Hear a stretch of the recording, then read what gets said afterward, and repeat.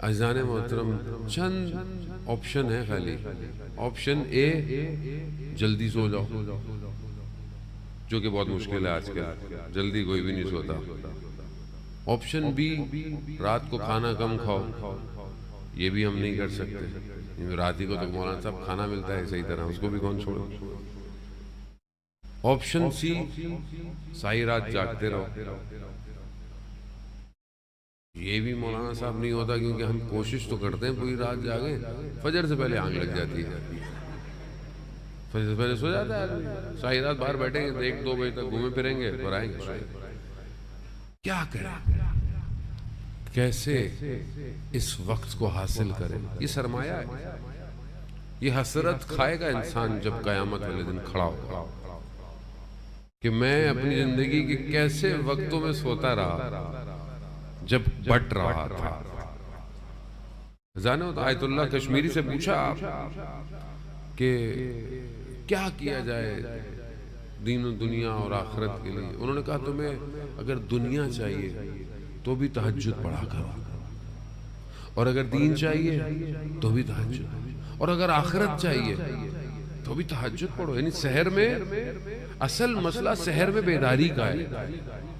خدا کو ہم کتنی نوافل پڑھ کے ہم خدا کو کیا دیں گے؟ خدا نے مخصوص اوقات رکھے ہوئے. اصل میں وہ وقت فرشتوں کی آمد و رفت کا وقت ہے. فرشتوں کی ڈیوٹیاں چینج ہو رہی ہوتی ہیں. جو ایک ڈیوٹی سے جا رہا ہوتا ہے وہ دفتر میں لکھتا ہے کہ یہ جوان پروردگار تیری عبادت میں کھڑا ہوا تھا. دوسرا جب آ رہا ہوتا ہے وہ بھی فوراً ڈیوٹی پہ لکھ دیتا ہے کہ پروردگار جب میں ڈیوٹی پہ آیا یہ جوان عبادت میں کھڑا ہوا تھا.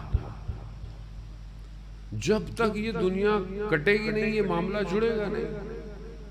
اب ہم تو یہاں رات کو عزیزان محترم اس لیے کہتے ہیں کہ رات کو کھانا کم کھائیں. کیوں کھائیں؟ تاکہ بدن آسانی سے اٹھ سکے. ویسے جو ڈاکٹر کہتے ہیں، جو کہ بہرحال ہم بھی کوشش کرتے ہیں لیکن زندگی میں بہت کم ہی ہوا کہ ہم نے بھی ڈاکٹر کی سنی ہو.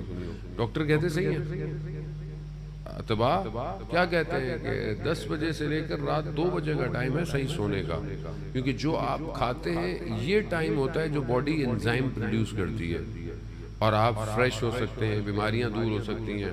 اب ہم سب، میں آپ کو تو نہیں کہوں گا، بیمار ہیں، کبھی یہ پرابلم کبھی وہ. کیونکہ مسئلہ کیا ہے کہ جو الہی سسٹم اللہ نے دیا ہے، اللہ نے رات کو آرام کے لیے قرار دیا ہے، لیکن ہم رات کو آرام. اب آپ دیکھیں ہم فریش نہیں ہیں، ہمیں بیماریاں ہیں، ہمیں مشکلات ہیں. اس کی وجہ کیا ہے؟ اس کی وجہ یہی ہے کہ ہم اس نظام کو اس طرح اپلائی نہیں کرتے.